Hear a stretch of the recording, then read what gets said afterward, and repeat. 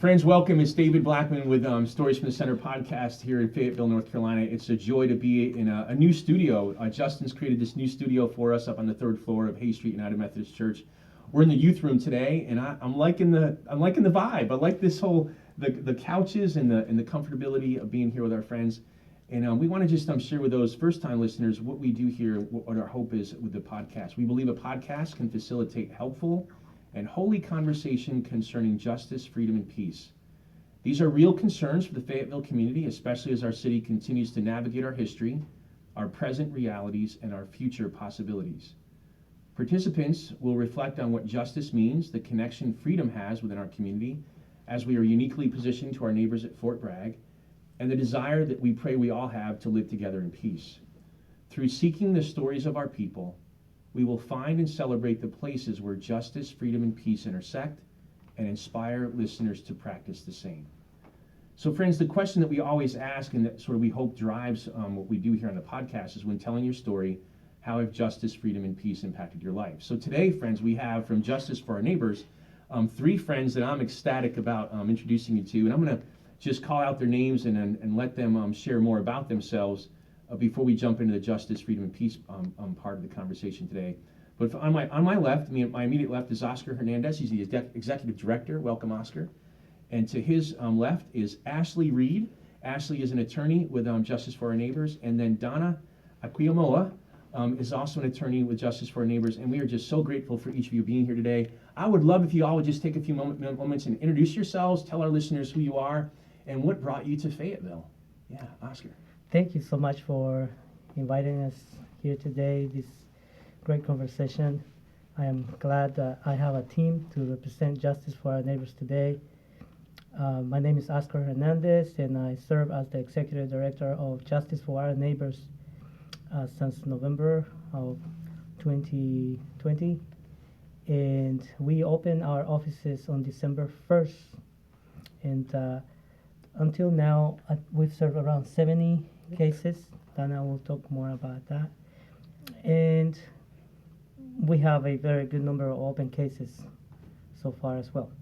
And because of the volume of the work that we have, we need more help. And we are very blessed to find Ashley Reed to help us.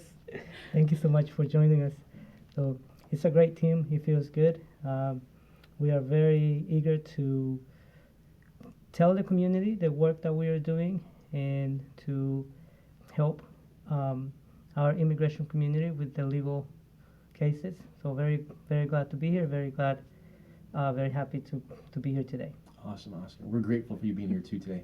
And grateful for this whole story of Ashley coming to be a part of the team 48 hours ago. So Ashley, say more about that and welcome. Hi, thank you for having me. So with COVID, everything moved to a virtual platform, so I was able to become a freelance editor at a legal magazine and live with my sister, who just opened up a store in town. And at the grand opening, Oscar came in and talked to my sister about Justice for Our Neighbors, and she said, hold on, I have someone that can help you, and brought me out, and I am more than happy to be a part of this family. Awesome. We are too. Thanks, Ashley. Donna? Oh man, I think it's all been said by my wonderful team here, Oscar and Ashley. But thank you so much, David. As Oscar said, it's really an honor for us to be here with you today. So my name is Dana. I'm originally from Ghana. If you ever forget, just remember Dana from Ghana. You can't forget that. Yes, and I'm part of this wonderful team at Fayetteville Justice for Our Neighbors. And how I got here is, I got to America through a scholarship from a Methodist-related college, and I was always interested in human rights. In Ghana, I saw there were many good things, but I also saw refugees fleeing war. I saw domestic violence, and I wanted to do something about it. And I thought I was coming to America where everything was perfect and I was gonna learn. I thought, like Oscar had said before we started, I thought America was a movie where everything was perfect and I was gonna come learn about what I could do to go back to Ghana. And when I got here, I realized some of the same human rights violations exist here. So domestic violence, lack of education. There are people here who have never been to school a day in their life. schools with broken windows. And so I realized, wow, human rights violations exist everywhere. And my personal ministry is international human rights. And right now I'm part of the JFON team helping our neighbors, our immigrant neighbors, to apply for immigration benefits. Friends, tell me, if we could, a little shout out to my colleague, Reverend Scott Foster, who was a big part of what became JFON here. Can you give our listeners a sense of a little bit of that history and why Fayetteville was chosen to be a location for JFON? Yes, about 2 years ago, Scott Foster, the pastor of St. Andrew's Methodist Church, was working together with our previous director, Mr. Brian Haymans, and they pushed really hard to get a clinic here in this area because of the need of the legal services in the area, especially low costs or free services in the area, and to serve the region that is underserved from that perspective. And they picked the downtown Fayetteville because it would be closer to the local businesses, closer to these churches, and maybe easier for people to recognize where we are and all. We are very glad that Scott Foster and Brian Heyman had this vision and looked for the support, and they had the support from the conference and from the local United Methodist churches, and we are blessed that we were able to start the project, find a wonderful attorney, and now we also have an assistant, and as of 2 days ago, a new attorney volunteer, very talented. The mission that we carry forward is shared with the other clinics all over the state, in 20 more clinics in many other states in the United States. And we are, from the legal part, supervised and guided by the national organization, the National Justice for Our Neighbors. Great. So it's connectional, much like the United Methodist Church is connectional. And I remember, Donna, you had said it, one of the, I think it was the kickoff, the ribbon cutting that we had over at Lafayette Park, and how that connection allows the law team to really work together and to help each other out with those legal services being provided to the folks that are becoming clients with y'all. So that's wonderful that there's a collaborative effort going on there with that. Well, friends, let's jump into that. I appreciate that help with the history and for our listeners to understand that. Let's jump into then this theme for the podcast, and I want to just jump right out of the gate with justice. We were talking a little bit before the mics became live, and just about what justice means and how different people have different definitions and perspectives. I would love just to open it up to you all to speak to us about that. How would you define justice? How does it relate to your mission and your name as Justice for Our Neighbors? And then some stories about how justice is happening through the good work you're doing. Okay, maybe I'll get started Sure, with that. Donna, thank you. To me, like I said, I grew up seeing human rights violations. Like I saw refugees fleeing war in Liberia. They moved to Ghana, and Ashley has worked with refugees too, so I'm sure she has some similar stories in a different context. But basically, I was around 9 years old, and some of these refugees, my mom took some of them in, so they moved in with us. And I remember some of them sharing stories of how their family members were mutilated, how some of their family members had their body parts hacked off, how they had to kind of like walk across 3 countries to get to Ghana, and how they had to like pull weeds out of the ground and eat that to survive. And I asked them, well, who did this to you? Like, who did all these human rights violations to your family? And they were like, well, it's our government. And I'm like, it was a new idea to me. I thought governments exist to protect people. So as a 9-year-old child, when I found out that a government had perpetrated human rights violations against its own people, I just couldn't deal with that. And then I began to ask myself, so what do you do when your own government turns against you? And I found out that there are nonprofits like Justice for Our Neighbors, the United Nations, that come together to try to help people when their own governments fail them. So for me, basically, justice is just having access to basic human rights. Like, the right to be able to have a home. Like right now, we can sit in here and peacefully have our conversation. Some people can't. The right to have a home, the right to be able to go to school, to work, to get health care. I think that's what justice means. And at Justice for Our Neighbors, that's what we do. People come to us. We had a lady who came to us with her family. And in the middle of the conversation, she told us that she was trafficked at the age of 8.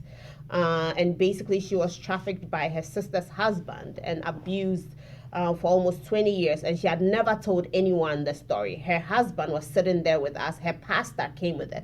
And she invited them into the room because I had to ask her, are you okay with all of these people being in the room? She said, okay. And they were all stunned. They said, she has never told us the story. And she just burst into tears and said, I never told anyone before.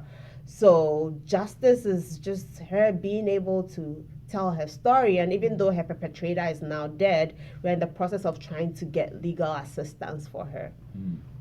So Donna, in that story, Yeah.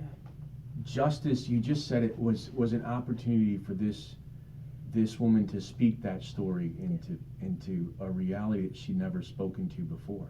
She carried that story, but you gave her a space to speak that story. Absolutely. And justice is an ongoing process because since then we've had multiple meetings, and sometimes I have her sign a paper or she had to give me her fingerprints, and she's like, I just got a flashback. I don't know what age I was, but I now remember I was in an immigration detention facility. Maybe I was 10 years old. They took my fingerprint just like you did now, and then they told me to go back across the border. And so people who have lived with such trauma, they've never even had a safe space, to be able to remember what happened to them, to be able to get the services they need. So justice is an ongoing process of providing safe spaces where people can tell their story and get the help so that they can access basic services, so that she can have a job in the future, because she's not been able to work here in the United States, just so she can afford to take her kids to school, basic things of that nature. That's a powerful story, and I just appreciate you helping us to understand your work through the space you're creating, and for folks to process that, which helps you to be better in providing that legal aid for them as they seek to be free, Any other stories of justice that we can speak to, y'all? Thank you, Donna, for getting us started with that. Powerful story. I think I can speak for Oscar and Donna when I say that we are with Justice for Our Neighbors because we have either experienced or witnessed injustice in the world. And your platform is on justice, freedom, and peace. You can't have human rights without those 3 words. We went into immigration law because some people are not fortunate enough to be born in a country like the United States, and they should not be penalized for being born in a country where they can be persecuted for practicing the wrong religion or just anything. So we are trying to give them justice by giving them a safe haven by being able to come here and welcoming them to our community. Ashley, do you mind sharing the story that you spoke to us before? I really found that to be a helpful story because it was something you said about, it was something small, but it really opened up that child's eyes to something that was a dream that was bigger. Do you mind sharing that story? Of course.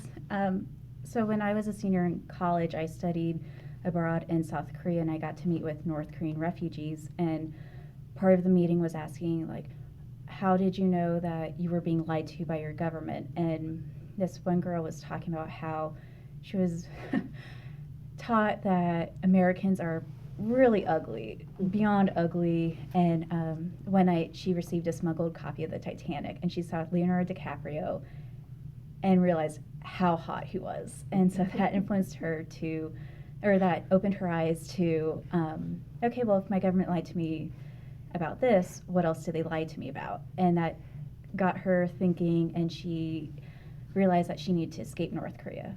But then she was caught and sent to a prison camp for about 2 years. And then As she tried to escape. Mm-hmm. Yeah. and just something so simple over the Titanic. And at first I started laughing because I was like, oh, that's like a cute story, like Leonardo DiCaprio like made you escape North Korea. But then I realized, like, oh, you were wanting to put your life at risk not once but twice because of something like that.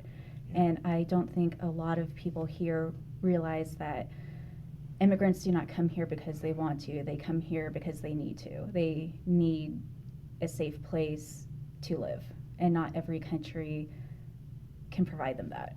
Yeah, yeah. You know, we take the Leonardo DiCaprios and the movies for granted. Maybe not so much after the pandemics. We've had to, I guess, shift our culture a little bit. But I think that, you know, we do take those kind of things for granted and don't think twice about, well, there's plenty of Leonardo DiCaprios. No offense to Leonardo, but I think that it's helpful to remind us that for somebody that doesn't have access to that as a daily part of our lives, that all of a sudden it becomes a place of hope for them, that to want to strive for that, to want to escape from a culture that's not allowing them to see that. So that's a powerful witness, I think, for all of us, and I pray for our listeners to hear that that's our hope with this podcast, is to teach us new things and to help us be aware of the stories around us, of somebody sitting in your office, Donna, that's 3 blocks away from this church and is sharing how they're having flashbacks to being fingerprinted because they were being trapped. And I just I'm struck by that, to realize that we're not in a bubble. And I think oftentimes we feel that way, but maybe that's something that the listeners can hear today, is that this place called Justice for Our Neighbors is truly investing in the lives of people and to helping them to have better lives. Thanks be to God for that. Yeah.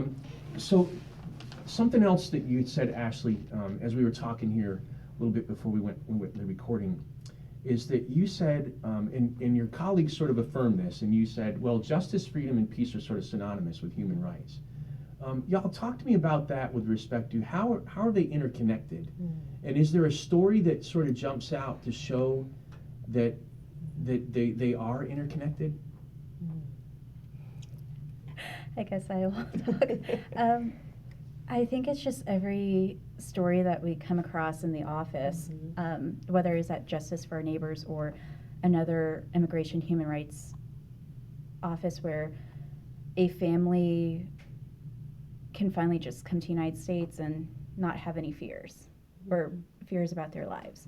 They can go to sleep at night knowing that they will wake up in the morning. They don't have to worry about someone murdering them or bombing their house. So a family getting to that point, that sort of captures justice, freedom, and peace. Just having peace and knowing that you can go to Walmart if you want to. You can wear whatever outfit you want to. Like, for us, I think justice, freedom, and peace just means you're able to live how you want to be.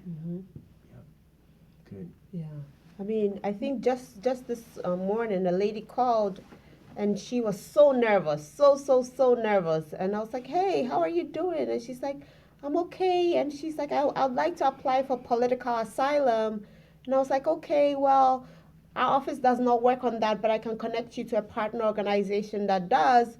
And she's like, okay. And then I'm like, if you ever need anything, you can call me. She's like, I just got to the United States. And I'm like, really? She's like, yeah, it's not even been a day. And I'm like, where are you coming from? She's like, I'm coming from Haiti. She's like, can you tell me how I can get an ID? I need an ID. And I'm like, well, how did you come? She said, well, I have a tourist visa, but I can go back. It's not safe for me because of a situation there. And I said, okay, well, let me look up for you how to get an ID. So I go up there, because that's what we do. Oscar knows that. People call, and then we have to help them with, actually, we all know that. We help them with multiple things beyond just immigration law, because it's holistic. If somebody comes to you and says, I'm hungry, I'm dying, and you're like, well, I want to help you apply for immigration, Oscar can speak to that. He lives in the community. And so I looked up what it takes for her to get an ID in North Carolina. And I'm like, you have a passport? She's like, yes. I said, you have a birth certificate? She said, yes. I said, well, the next thing is that you actually need a social security card. She doesn't have one. So she can't even get a basic ID. Just imagine what you can do in this country if you don't have an ID. So that's one of the hardest part of this job, is having to tell people sometimes, sorry, you're not eligible for a benefit. It's so hard. And so when you talk about justice, peace, freedom, what can she do in this country without a basic ID? Yeah. She can't get a job. She can't go to school. She can't get basic health care. We have another family like that. The mom is dying of cancer, and basically her family cannot afford for her to get treatment. Her daughter has to pay out of pocket for her to get treatment. And we search everything, and she's not really eligible for any immigration benefit right now. So that's the hardest part, when people can't get basic things that they need, like an ID, just because she doesn't have a social security card. So what happens then, y'all? That's a heartbreaking story, and then that I'm sure knocks you off your seat for a little bit, because you're all involved in trying to help. It's a helping kind of organization. How do you get back on the seat after a situation like that? I'm sure you help each other get back on the seat. It's hard, especially for our attorneys. What we can do is provide at least a resources network that we have put together and continue to build to give this person some hope. Dana mentioned that they might call us for legal help, but they need so much help in so many other areas. And it could be everything from language barrier, transportation, food, healthcare, and on and on. And it's difficult. And so what we can do is be informed and try to provide them with the best information we can, and refer them to a partner organization that could help them in their case. So we ask the community to join us and say, here's the resources we provide, or here's what we do. Please refer clients that need this type of help. Because it's very often, maybe just, it seems like it's every case that needs more than just the legal help that we can provide. It needs much, much more help. And reflecting back on the previous question, I was thinking, we as individuals and as a community, as a congregation, could ask ourselves, what could I be doing now to help my neighbor? So I want to leave that question to the audience. Reflecting to myself. We do it as individuals, we do it as an organization, and it's what can I be doing now to help the neighbor, and in what area? Perhaps that helps in some way, somehow bring justice to someone. Amen. Amen. Oscar, well said. And I think that I love the idea of the connections with partner organizations you've talked about repeatedly today. And just as you may not be able to help out with a particular piece, there's another partner organization that's getting a question about legal services that's able to call you all up and say, y'all, I got somebody who needs some help with legal. And you can. So I guess for me, that's hope as well, that with your partner organizations, you're able to share those resources and get the justice for folks in those kind of ways too. So yeah. A quick sort of pull back for a minute, y'all, as folks are listening in, and maybe a listener's being nudged. I oftentimes talk about the Holy Spirit nudging us. And if they'd like to support you all, I know that Justin can put a link to this podcast recording today. They can find out more about what your organization's up to and the good work that you're doing, the good ministry that you're offering this community. I want to move, if we can, to this idea of freedom. And where have you seen those stories of freedom come to reality? And I would suspect that those are the joyful moments, when that happens? Are there any stories that sort of stand out with respect to freedom? Yeah. Okay, freedom. I think freedom comes to me. Freedom comes in moments. We have moments when we're free and moments when we're not free. Freedom is something that we fight for day by day. It's not something that's just given. So I take freedom in small bites. Like, freedom is when you can finally tell a client, well, you are eligible for this benefit. Like, we have a young lady who will be speaking at our fundraiser coming up in a couple of weeks, and she called us, and she's 17 years old.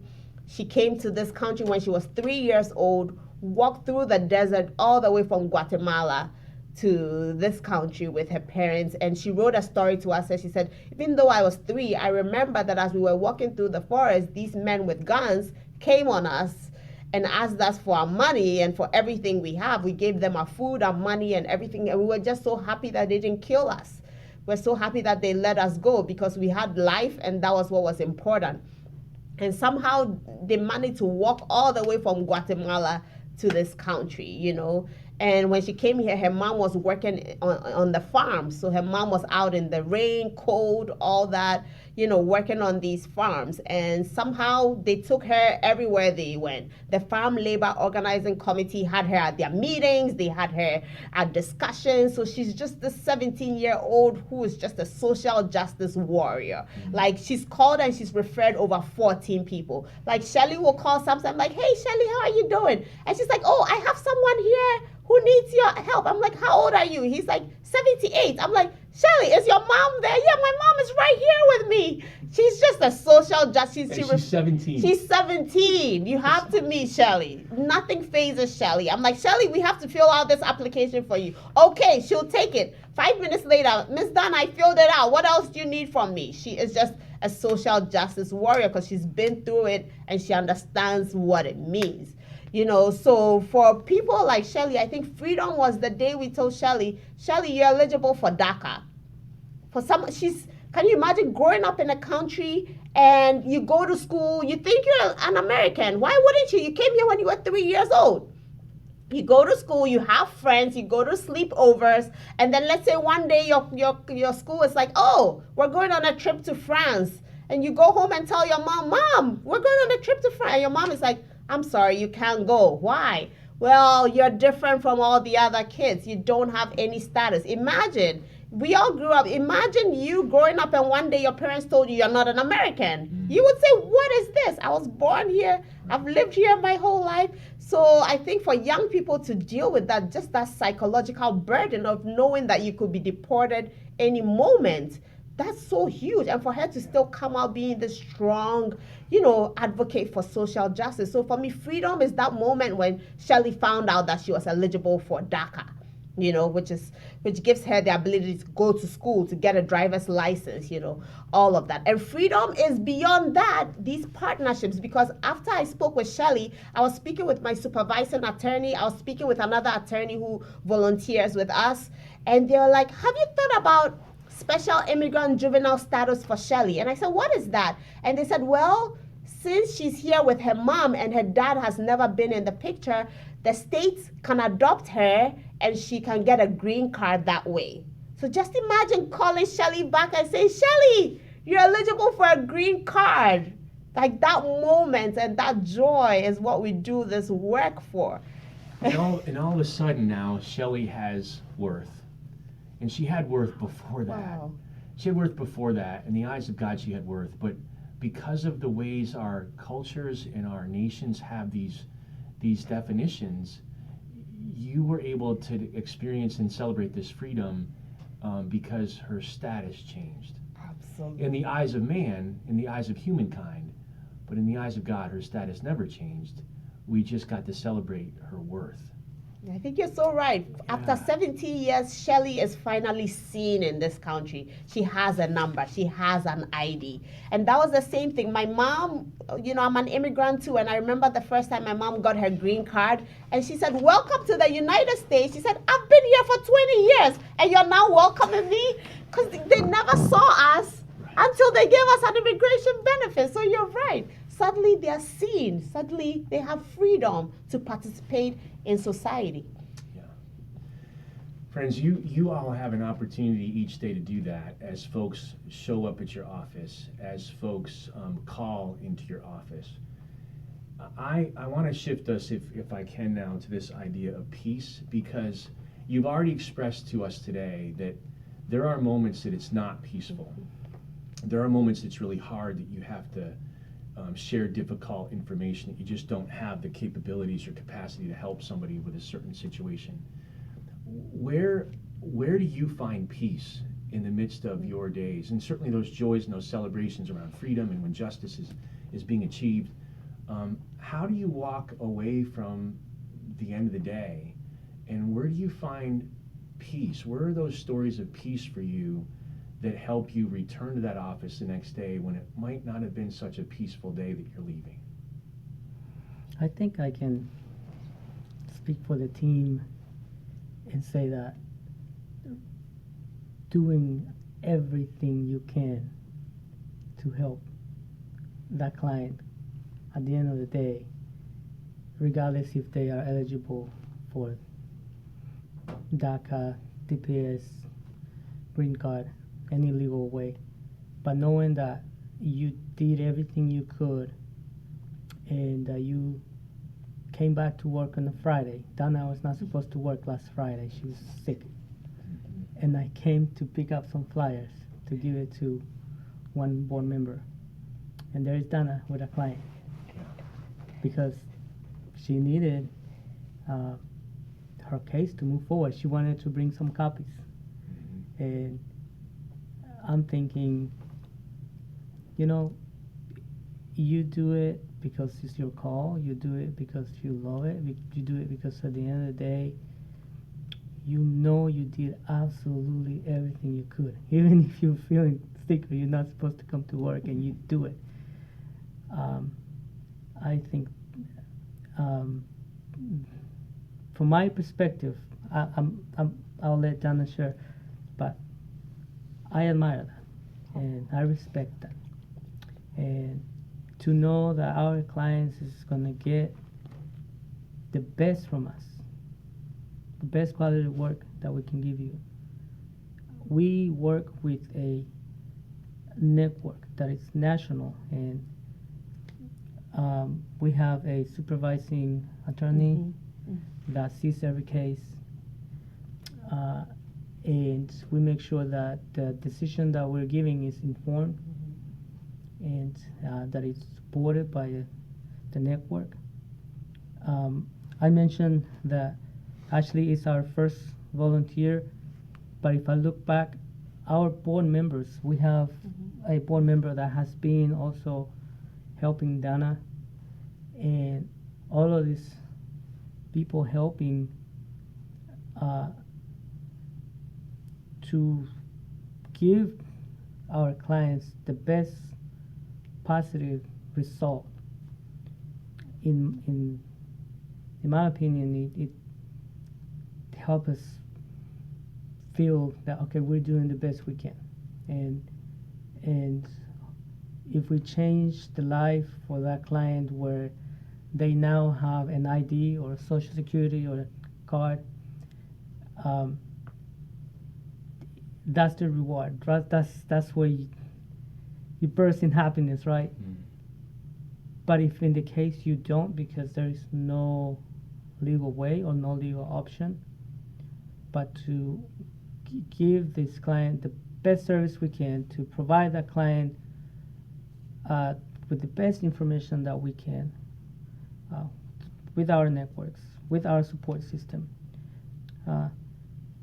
I think it makes us feel that we're doing the best we can for a positive result. And when it doesn't work that way, God knows, God has His ways, the time. Sure. You know. And He pushes us harder to find that peace that we can walk away from, knowing that we've given it our best. Yeah. Well said, Arthur, Oscar. And what about this sense that coming in when it's your day off. We're all guilty of that in the helping profession. So do you all hold each other accountable, Oscar, as the executive director? Are you holding her accountable to making sure she gets that Sabbath rest another time? I'm trying. Okay, amen. We'll continue to do that. He 'Cause I think sure is. that's a struggle we all have in the helping professions, is to take that time for ourselves, that we need that peace. That's why I walked across the street to find Ashley, Ashley. fair, Oscar, fair. Okay, so that could be an answer to Sabbath rest then, for Ashley to come on board and But help out. as you know, Ashley has 2 days with us, Good, and good. hope to bring it on board and what's going on soon, so Dana can get her overworked hours and who knows how many holidays. Understood. Yeah, but we're appreciative. Yeah, Good. we're gonna hold each other accountable. It's 3 now. Have to, Yeah. have to. By the way, you have to hold us accountable. Yes. I don't know if I can do that. Too fun. No, I That's fun. absolutely agree. I think Oscar said it so well. I think I find peace in knowing that we're a team and that it takes a village. Everybody here in this room plays a role. Like, I love the fact that Oscar comes with something different that I don't have. Ashley comes with something different that I don't have. We have you guys here coming in and helping us spread the message. We need each and every, there's a role for everybody. You know, like, I have peace in knowing that Oscar tells me, well, don't call clients after 5, even though he knows I don't listen. He knows that. He knows I'm very stubborn, but he's like, don't call clients on weekends. Yeah. We have that little, but we still work together. We still do the best we can. There's peace in knowing that we have this amazing, attorney here with such a passion and such a background who's so willing to support. And we just asked her, Ashley, come join us on the podcast, and she did. Sure. Like, wow, how blessed are we? If we have each other, what can we not do, And David is always calling us and saying, hey, go talk to the downtown folks, get the word out there. The passion that each of you brings gives me peace that, we will all do our part. Sure. Yeah, Sure. so thank you so much. Those relationships matter, Donna. Yeah. And I see. I mean, I just see the progression of meeting you first, and then Oscar, and now Ashley, and just watching and listening to Scott speak of this years ago, and watching how God has cultivated that, and it's real now. Like, it's before us, and it's real, and that's a great witness. And I hope that our listeners will continue to learn more about that as they engage in your website and share this podcast with others as they come to learn about JFON as well too. Friends, I want to just offer us maybe a closing thought, an invitation for you all just to close out with any story or any kind of what's on your heart that our listeners need to hear about the good work you're doing, or maybe that something came out of this conversation for you all as we process together this important work you're doing. Just want to open it up for y'all to leave us with a note. Well, thank you first of all for the time and the space and this comfortable setting. Absolutely. Happy to. It feels good. To the listeners, the need of our immigrant community is great. The one thing we never had to worry about was clients. As soon as we opened, they were waiting for the appointments. And as we mentioned before, we're doing our best to help.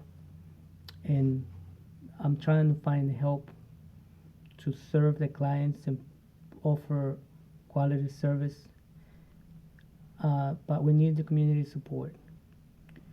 We need our neighbors to think of our immigrant neighbors, and to reflect back on the stories that Dana and Ashley shared today, and to think that how blessed some of us were to not have to go through that. But we don't have to go through that to know that that person's suffering. And we can do something. And what could we do today to help my neighbor? What can I do today to help my neighbor? We are literally down the street. Reach out. Feel free to stop by. You will see this wonderful team. Amen. And you will see what we're doing, and you will see the need. And we are very blessed to be in this community. We have the support of the United Methodist Church, the conference, our pastors like yourself. Amen. Thank you so much. Absolutely awesome. And continue to spread the word that organizations like ours and others more who offer this type of services need the community support in order to provide. And in this case, as I mentioned, it's a great need. It goes above and beyond our capacity, and we are doing our best, and therefore we're asking our communities to support us and be part of our effort to help our immigrant community. Absolutely. Oscar, I love the fact that you're reminding us of the word neighbor within your title of your organization, and that's certainly scriptural for people of faith, that Jesus calls us to love our neighbor. And I'm glad that we're in the neighborhood together, y'all. So this is a great thing. So, Oscar, thank you for that thought. Ashley, Donna, anything else to add? I think the Bible discusses giving refuge to those who are persecuted quite a bit, and I can't think of a better way to take what you learn from the Bible and to practice being a Christian than helping our clients. You don't have to donate money or anything. It's just being a neighbor to your new neighbors. Our clients only strengthen our community. Yeah, for sure. Well said. I think my colleagues have said it well. I have no last words, just to Awesome. say thank Okay. you guys so much, and Yeah. let's do the work. Yeah, so maybe this can be another thought to Yeah. maybe close us out today. We were talking earlier about how we all remember being taught that America was a melting pot. Well, maybe the takeaway for me today might be that America is a place of neighborhoods. And when we have a chance to be neighbors together in a podcast, when new people move into a community or a neighborhood, we don't ask them to change. We want to get to know them as our neighbors, to celebrate them for who they are as neighbors. The three of you are neighbors to each other in this work that you're doing, in this ministry that you're offering. And I would hope that our listeners would see the other as a neighbor rather than as the other. Yeah. And to help that we all would be challenged and convicted to see worth in everybody. Because we don't know those stories.